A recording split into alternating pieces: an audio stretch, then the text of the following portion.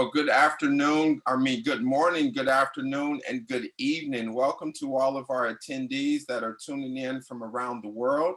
Today's broadcast of Invisible Women in Sport is an Institute for Sport and Social Justice production. I am your producer, Garnett Overby III. All guests will be muted during this production, but I encourage you to use the chat feature to ask questions or leave a comment. We will reserve time near the end to answer your questions. So now, without further ado, I would like to welcome our host, Taylor Middleton. Hi, everyone. Welcome to Season 2, Episode 10 of Invisible Women in Sport. I am your host, Taylor Middleton, and today I am joined by Shalisa Griffin, the Director of Business Development and Events at the Greater Orlando Sports Commission. She is also a part of our WISE series, Women of Influence in Sport and Education. So again, welcome, Shalisa, today. How are you doing? I'm doing wonderful. I am so excited to be here. Like I said, ISSJ is family, so I was really looking forward to today. All right, it's so nice to have you. So like I kind of mentioned before, we are going to do rapid fire, and this is a chance for everyone to also get involved in the chat, but this will just be with you and I, of course. So it'll be 30 seconds, so I'm gonna start a timer. We're gonna see most people, they get it. Other people, they take too long. So we're gonna try to keep it at 30 seconds. Okay. All right, ready? 3, 2, 1. Basketball or bowling? Basketball. Favorite hobby? Walking. Anything new you have learned during COVID? Playing the guitar. Delaware or Florida? Florida. And then what is your goal that you would like to have by the end of the year? Be excellent at playing the guitar. All right, with 6 seconds to spare. So we're gonna go ahead and get started. As part of rapid fire, I did ask Shalisa basketball or bowling, and there was a reason for that. In our pre-meeting, we kind of talked about her history with bowling. So could you tell us a little bit about how you got involved with sports and then your connection to that? You know, it's funny because I said basketball to avoid this conversation. So it's so funny because I rarely share that I actually played a sport when I was in high school. And we had a bowling team, and I competed on the bowling team in high school. And unfortunately, I quit. It was so hard. I had no idea. Something that we do on, every weekend, you go out with your friends, things of that sort. And when you're competing to do it, it's a different ball game, and people take this so seriously. Mm-hmm. So it was too much pressure. I was one of those people who could not handle the pressure, and unfortunately, I quit. That was how I got started competing in sports. So then can you tell us a little bit about how you went from that to becoming a manager for the basketball team? Yes. So the head coach of the boys basketball team at our high school, he needed some extra help. And I was like that all-star in gym class. I took the sports too serious in gym class. I never wanted to compete for various reasons. But I was always the one that just went a little bit too hard. And he looked at me and he's probably like, you need to be around the game and things of that sort. So he said, we need a manager for the boys basketball team. And I decided to do it. So for almost 4 years of high school, I did the scorekeeping at almost all of the games, home and away. I did, the drills for practice and things of that sort. So that's how I got started. I said, I love this. Like, I want to be around the game. I don't necessarily want to play it, but I would love to be involved from behind the scenes. And that just sparked that excitement in the game. So, yeah. So when you went into your years in undergrad at Delaware State, did you have any intentions of maybe looking into another industry, or you were just kind of like, sports, this is where I'm going to go? Well, it's really funny because when I was in high school, a lot of people don't know this either. I went to a magnet school for technology. So I was supposed to do like computer engineering. Oh, wow. Yes. So we were talking about binary codes and things like that. Oh, no, I don't know that. This is years ago, but the Geek Squad commercials from that time, hop out the back of the van. Do that. I wanted to pull up at somebody's house and hop out the back of the van, ready to fix somebody's computer. And I would love just like fixing stuff around the house. But when I had that experience with the boys basketball team, I said, no, like this is exciting. So that's when I decided to kind of change what I was interested in. And I went to Delaware State for sport management. So that's kind of how it happened. Well, for those who don't know, Delaware State is an HBCU. So how is that experience there, and then going into the DeVos program at UCF, being a way bigger school and a PWI? Night and day. Night and day. It was two completely different experiences. So, and I love them both. You know, going from an HBCU, it was easier for me to go to college, coming from Newark, New Jersey, the inner city. And it's not about black or white. It was about the culture, right? So I was able to be ingrained into this familiar culture coming out of my mom and dad's house and into, you know, this college atmosphere where you don't know anybody. It's unfamiliar, but to have kind of like that same culture, the like-minded people with you, it made it so much easier. We were all a family. That's the vibe at, you know, HBCUs. It's a family thing. And that was so important to me, to be able to go to class and be taught by and mentored by like-minded people. And when I got to UCF immediately after graduating from Del State, I was like, whoa. I was so excited. But when you start having conversations with people and you realize that not everybody has the same perspective of you, it's like, you know, it's just like a family where as soon as you go outside the walls, you realize that everybody is not the same. And I dealt with a lot of resistance because I was very vocal and somewhat vulnerable about my experience. There was a lot going on in the world at that time, a lot of racial injustice, a lot of social unrest going on. And, you know, DeVos, I love the program because it created this atmosphere for us to talk about it. Right. And I was very, you know, I was very open and honest about my perspective, and it wasn't always well received. So I had to learn how to deal with that resistance. And so that it was really a culture shock for me. And I learned how to navigate it after a while. I had some tough moments, but for the most part, the experiences that I had at both institutions were amazing. The quality of education was excellent at both institutions. So I loved it. I love the fact that I got the best of both worlds with my college career. Yeah, we definitely talk about it in our cohort, just like having the different classes, like having the ethics class with Dr. Labchick, like going through crucible moments, like it was just a lot for a couple of weeks. But just being in that environment, to be able to kind of share your experiences and the things that you kind of gone through personally, and then be able to kind of connect with other people or kind of figure other things out. You know, there's people in our program that I've like what they go through in their personal lives, I've never been exposed to, and being able to have conversations just to learn from that has been really great. So just from having like such a great experience in DeVos, what would you say was your favorite one out of all of them? It had to be my first trip to New Orleans. And, you know, I feel bad for the cohort. That was one of the best things. I know COVID changed a lot of things about what you all can do now. But for those that don't know, there was an organization called New Hope for Stanley that was kind of birthed out of the DeVos program. And every year they would take each cohort to New Orleans to rebuild homes after Hurricane Katrina. And it was life-changing.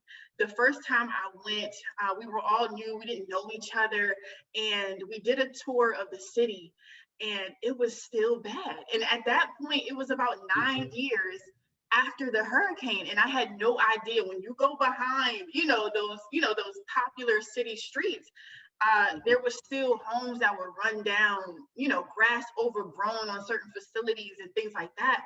And what we did was we came together at the end of that day, and we all talked about what we experienced, and we just poured our hearts out. And that when we were able to do that, I was like, this is why I'm here, right? And that was one of my favorite moments in the DeVos program, because I feel like it brought us all together. There's certain people in my cohort who had never even seen anything like that. You know what I mean? And so it was just new for certain people. For me, I was like, this is all too familiar. You know, that just the injustice and things like that you see.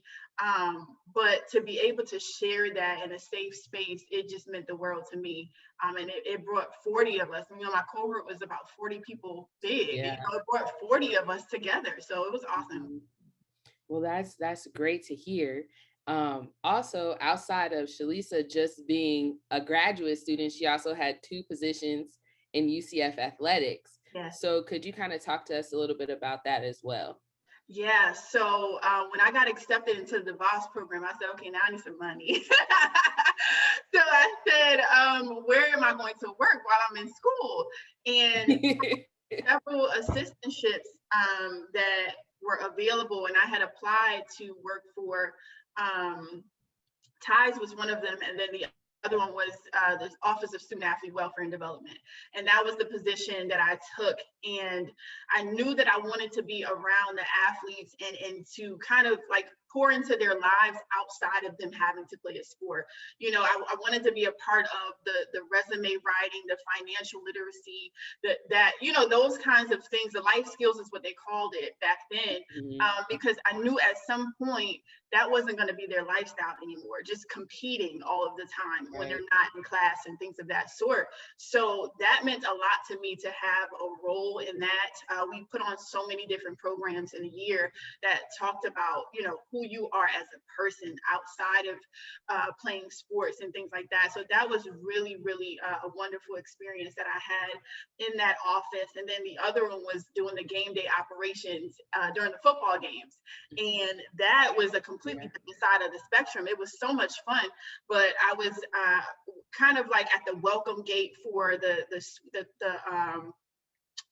donors that had the suites during the football game. So you got to meet the people who were investing in the athletics department as well, which was so awesome, and just creating a great welcoming atmosphere for them. So it was 2 pretty awesome experiences. So while you worked in life skills, was there ever a time you kind of had to have like a hard conversation with one of the athletes? Just kind of say to them, okay, like we got to start thinking about next steps because Yeah. the pro bubble is looking a little bit smaller. So what are we going to do about that?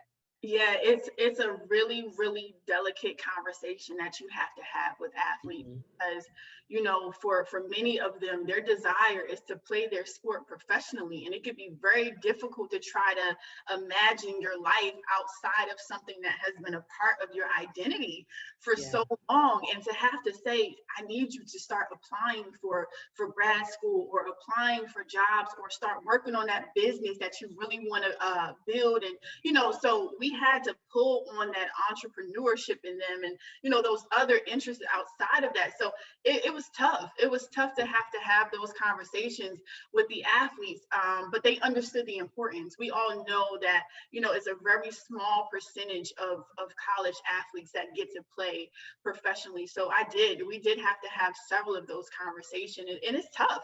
It's not easy at all. You know, I said before, one of my supervisors, he said for some athletes, when they realize that playing a sport has an end date, it can feel like death for them, you know, because your identity is so tied to the sport that you have been playing almost all your life. So it's tough. You have to be very careful in how you approach it. But yes, we had to have those conversations for sure. That's like really important too, I feel, and that they need to start implementing that in a lot of life skills programs because like at the University of Pittsburgh where I went, like their life skills program is like really up there, and they try to do a lot to kind of like, you know, put the students in different perspectives, whether that's like etiquette, finance, all the type of Yeah, stuff. And I think that's super important that like schools are starting to kind of pour those resources into their athletes to yeah, help them when sports may be over, or even like if they do go pro and then pro exactly. eventually ends, like, you know, you got Right. to have that plan B. So Yeah, I yeah. really appreciate, you know, you just being a part of that. And then you also talked about just being in your other position with the football team. So did you Mhm. take any skills or lessons that you learned from that into when you started working with Florida Citrus Sports? Oh, most definitely. It was almost kind of like the same group of people that we were serving when it came to working in the game day operations for UCF and then transitioning into premium seating at Florida Citrus Sports, because we were dealing with donors and suite owners and things of that sort. So that's when I got that experience with, I wasn't really more so working with my peers on a day-to-day. I was more so kind of catering to C-level executives. So it was a different conversation that you had to have, because I was working on those contracts, making sure they had everything they needed in their suites, everything that they requested, because they were putting a significant amount of dollars and investing into these organizations or into the stadium and things of that sort. So you want to make sure that you're meeting all of their needs. So I was able to kind of take that, the way that I communicated with our donors at UCF, and kind of transition that into our conversations with the suite owners at Camping World Stadium. So I think we lost Taylor. She might have lost her Wi-Fi connection, but I know that you had some experiences while you were in that position as a young woman of color. Mm-hmm. How did you deal with some of those challenging positions when people didn't want to see you as the authority figure that you were in those positions? Yeah, I mean, that happens, unfortunately, all too often. And I can say that thankfully within the network that I had, the employees that I worked for, I didn't have to deal with that directly. But again, when it's like a family, when you step outside of those doors and you have to deal with people on the outside, you get hit with things that you don't necessarily expect all of the time. And I remember in a different role when I met one of my clients for the first time, and I walked in the room and he's like, "Oh, are you the intern?" And I was just like, "Oh, okay." That's what we're dealing with here. And it's tough. It's tough to initially take it in. It's like, okay, that's how you see me. So if you don't really know who you are, and for me, it's my identity in Christ, that's what I lean on. If I don't know that, I will let all of that stuff crumble me. And I had to remind myself of who I was. I had to lean on the support systems that I had. I had to call my mentors and say, "Hey, this is what I'm dealing with." I had to call my mom and she put in some prayers for me. You know what I mean? So you have to really lean on the people who have experienced this prior to you, and kind of pull on that in order to really remain strong and have a really sound mind going into it. Because a lot of people, for whatever personal reasons, they don't want to answer to a young Black female. And that has everything to do with what insecurities they have, what judgments or perceptions they have. But I can't let that be, I can't identify myself based on that. Like, oh, because if I harbor it, then I walk in like I'm the young Black female that nobody wants to answer to or nobody wants to talk to. So you can't become it. You got to kind of release it and not take it personal, and lean on the people or the things that support you and build you up. So that's kind of how I got through those moments. Thank you for that, and my apologies. No My worries. internet has been acting crazy. Got it. But even just to get back, like having to go through some of those kind of hardships, how was it, kind of dealing with that, but then being given the responsibility to manage like large scale youth, high school, and Mm-hmm. NCAA championships? Because while somebody may look at you and be like, "Oh yeah, you're the intern," Mm-hmm. then look at your job position. Like you're clearly, what Right. you're doing. So how was it going from that to where you're at now? It's really important to work for people who care about who you are as a person. And I have been blessed, even in my current role, to work for, a supervisor and bosses that they care about my personality. They care about how I show up when I'm on the job. They care about if it's social injustice going on in the world, how do you feel today? Let's talk about the things that we feel as though we can't bring to work. Let's talk about those things, because either way it affects who I am as a person. So for me, being able to manage it all is not feel like you have to separate the two, if that makes sense. And it is truly a blessing to find those companies and organizations that embrace that you're not just disposable. You're not just an employee. You're a beautiful woman of color who has a great background and great education and can bring so much to the table. So that's kind of what has helped me be able to manage it all, is to share my experiences with the people close to me, so I don't have to feel like I have to keep it separate, if that makes sense. It looks like we may have lost Taylor again.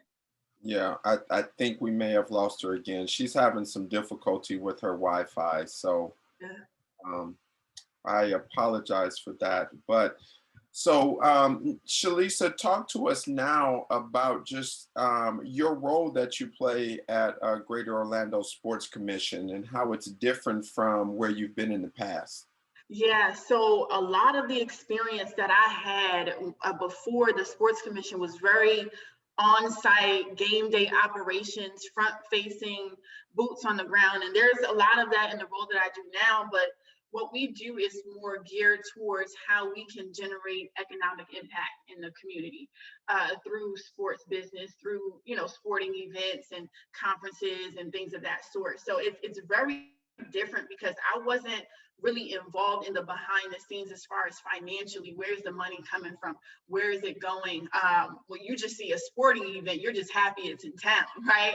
And you want to work it because you want to be in that atmosphere. But to be a part of the process where we have to go out and solicit event organizers and say, hey, this is what Orlando has to offer. And thankfully we don't really have to work that hard to sell Orlando because we have the attractions, we have the restaurants, we have the airports, we have the facilities, the top-notch facilities to play sports and compete. So we really don't have to work that hard when it comes to selling the destination. But that was the key difference. I didn't understand that in order to benefit from certain events, they have to generate a certain number of room nights. You want people to come and you want people to stay overnight, right? You want them to eat at your restaurants and stay in hotels. So I learned so much about the business aspect of sport outside of just being on site and making sure the event is running smoothly.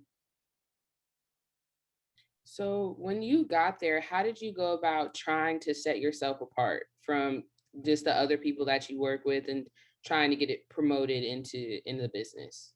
So for me, I think it was just staying educated. There was so much that I did not know about sports business. And I had to kind of engulf myself. Don't tell my boss, but I really didn't even know what a sports commission was until I got hired. It just seemed like the right fit for me once I looked at the description of what I would be doing. And once I got in, I said, oh, this is, it's a different world. And I loved it. I got exposed to so many different things, but I had to stay educated on what was going on in the industry. So I knew the trends. I knew what events we were to look for, what was the best fit for our community. So I had to stay educated in order to kind of stay at the top of the line. So that was what I did. So then how was it for you getting appointed to the Greater Orlando Youth Sports Task Force? Man, that was amazing. That was amazing. I had a really, really good conversation with my boss.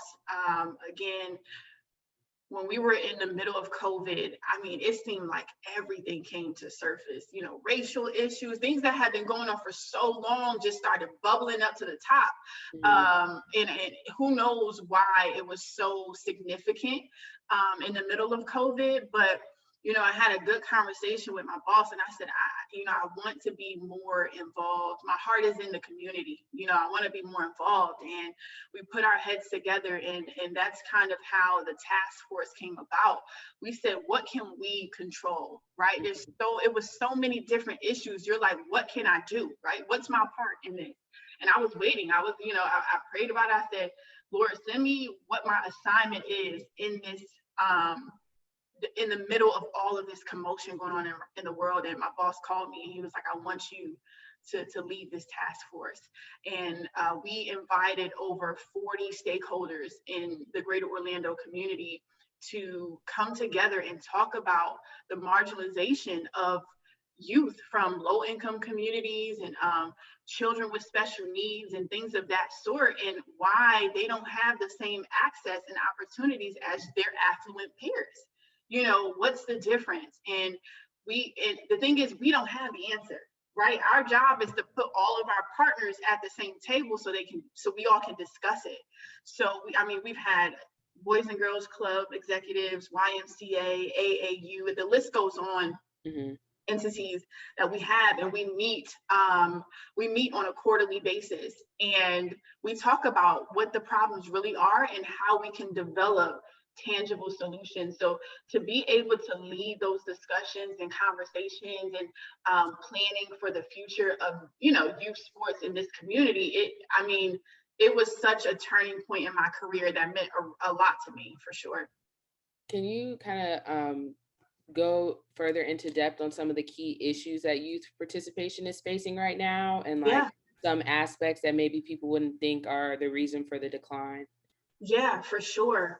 So and one of the things that I want to point out is that this has been an issue prior to COVID. We just know that COVID has only made it worse. But when we went into our first meeting, I had no idea, one of the biggest barriers that some of the executives were saying is transportation. Mm-hmm. Like, we need to help figure out how we can get these families to be able to transport their kids to the facilities to play the sports. That's a huge issue. And there has been programs that have been set in place in the past, and some of them kind of had dissolved or just need to be revived and things of that sort. But I had no idea that transportation was one of the biggest issues.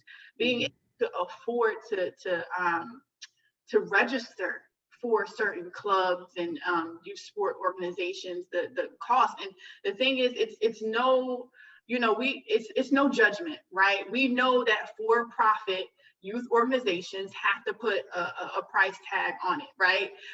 So we know that, but how do we make it accessible for everyone, no matter what your household income is? So, the cost of equipment, the cost to register, being able to get to and from the facilities, those are just a few of the many hurdles that families have to jump to get their kids competing.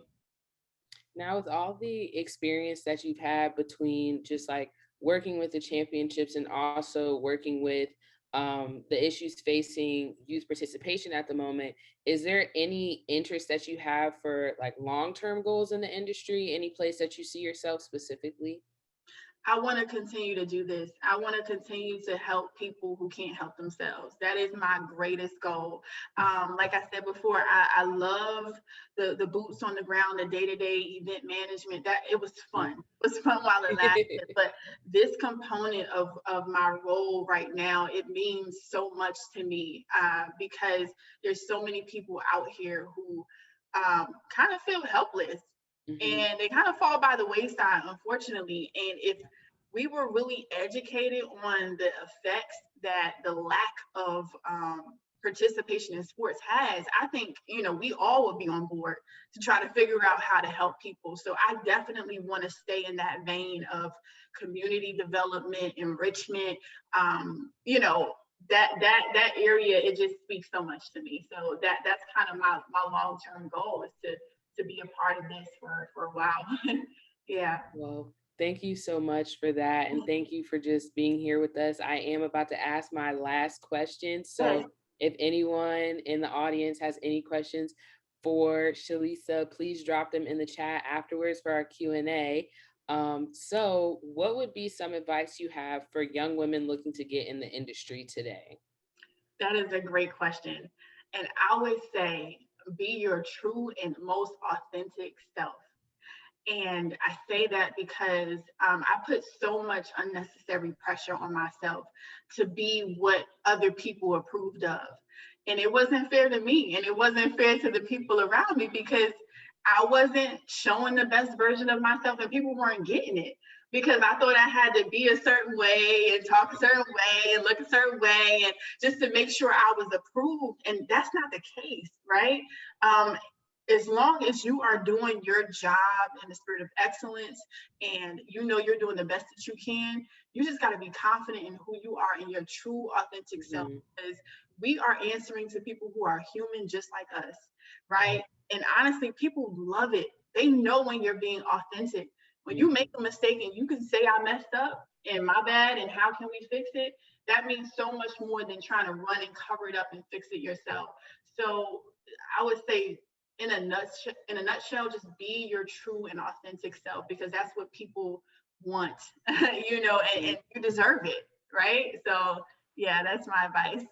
Well, thank you so much. And I'm sure Yes, everyone who is in the audience really appreciated you today. So I'm going to go ahead and hand it over to Garnett for our Q&A. awesome. So before we get to that, Shalisa, I just want to hype you up for a minute because I met you when you were coming into the beginning of the DeVos program, and I Yes, had a chance to work with you on a few different levels. And it just warms my heart to see how much you've grown and developed and the leadership roles that you've stepped into, and just having the opportunity to be able to bring you back now in this role, it just warms my heart. So I am just elated to be having you and to be hosting you right now. So a big shout out to you, Shalisa. thank you so much. I can't take the credit. It's a number of things that have helped me get to where I am today, but I so appreciate the support for sure. Always. Like you said, we're family, right? Yes, There always. we go. So we have some DeVos students, some current DeVos students that are on right now, and our very own Olivia Wiggins has two questions for you. Her Don't hurt first question, her first question is, what was your favorite part about the DeVos program? It was definitely the community service that was attached to what we was doing. Don't get me wrong, I like doing my work. I like going to class and doing my homework, but we did so much in the community that it just made the program that much more life-giving, and it allowed us to get to know each other on a different level. So I love how the DeVos program is so unique that it's not just curriculum where you go to work, you do your you go to class and you do your work and then that's it, right? You go home. There's that community piece where people know the DeVos program in this community because we go out there and we're rebuilding the homes and we're volunteering for different organizations. So I think that was my favorite part about the organization. That's awesome. I think this class got robbed of that a little bit because of COVID, but I think they're getting back to being able to do Yeah, some of those type of activities. So definitely. awesome. Olivia's second question is where do you see yourself in 5 years? Alive. That's first. I cannot see that far ahead. But you know what? And I've come to the place where that's the beauty of life, right? Is not knowing what it's going to look like. I do know, like I said, I want to stay in this community development area for sure, but I have no idea. Hopefully, I'm a Mrs. in 5 years, and hopefully, I'm still working in this community development space and really working on tangible solutions on how to get all of our youth active, how to get the families to support the youth as well. So that's kind of where I see myself, but it's nothing specific. And, that's a freedom that I had to learn to have over the years because I was so rigid. Like, it has to be like this, but I'm not like that anymore. Okay, that sounds good. Now, did you say you would like to be a Mrs.? I did. All right, to all of the fellas out there, I hope y'all listening. That was not a ball call. Okay. All right. I'm just messing with you. We have two questions from our very own Kennedy Collins. And Kennedy's first question says, how do you keep yourself grounded in order to help and be there for others? Oh, wow. That is a really, really good question. And I have to stay true to who I am. And it has been my faith in God that has gotten me through every experience and helps me stay grounded. My entire life has been my solid foundation in having the people that he has brought into my life to help support me. When I tell you, in every stage of my life, I feel like God has given me a team of people who go so hard for me. And some days they believe in me more than I believe in myself. So being able to pray and to know that I have such grounded people around me, that's why I can't give myself too much credit, because it has truly been the support of my mentors, my mom, Dr. Labchick, Delise, you as well, that has really, really supported me. So that's truly what it is. That's awesome. They're getting on you about your misses in the chat room. Oh, y'all not gonna let it go, huh? That's why I speak things into existence, okay? Sometimes you have to do that, right? Exactly. Kennedy's second question for you was, what's the biggest lesson you have learned throughout your journey? You know, the biggest lesson that I have learned is some things you have to face, you have to go through in order to get over, right?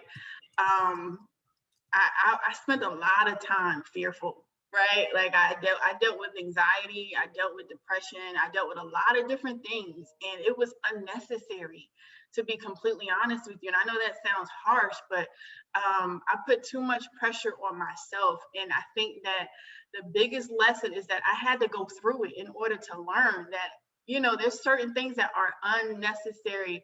Being able to not take certain things so personal, being able to forgive quickly if somebody said something in a meeting and you didn't like how they said it, or if somebody did something it was unprofessional, whatever the case may be. I had to be faced with those things to know that I can overcome it, right? Some things you don't know until you go through it. So that's the biggest lesson for me, is there's just things you got to go through in order to get over it. So I hope that makes sense. Well, we had one more quick question. I think it was more so to be funny, but Kennedy asked, who is your dream husband? Oh my gosh, I don't know. I don't know yet. That's the problem. You gotta do the prayer Sierra did to get Russell Wilson. You gotta get that one. I'm gonna go find her. I'm gonna go figure out what she prayed. Okay. Oh she my did God. good. Well, thank you so much for being here with us today. I know everyone appreciated it. I definitely did. I hope we can all keep in contact with you as well, being a DeVos alum, and we will be soon DeVos alums in December for a lot of us. So again, we just really appreciate you being here with us today. This was amazing. It was fun. Congratulations to all of the future graduates. Garnett, this was just so awesome. So thank you so much for the invite. Yes, this is great. Looking forward to seeing y'all again. Thank you. All right. Well, to our fans and audience, we wanted to give a big congratulations to Tolu, our previous host, who just took a job to be a business development consultant at Oracle in Texas.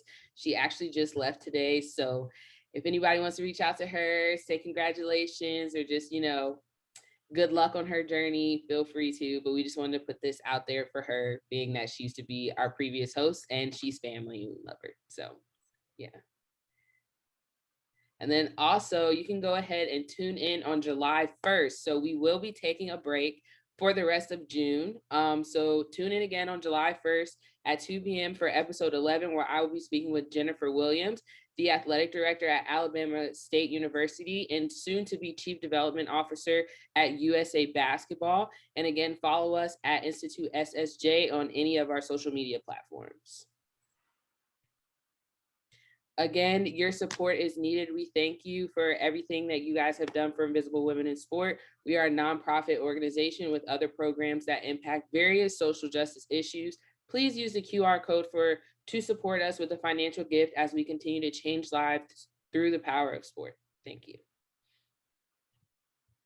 And then today we want to thank our guest, Shalisa Griffin, our producer, Garnett L. Overby III, our senior advising consultant, Matt Edelson, our graduate assistants, Larissa Campello and Olivia Wiggins, and our blog writer, Kennedy Collins.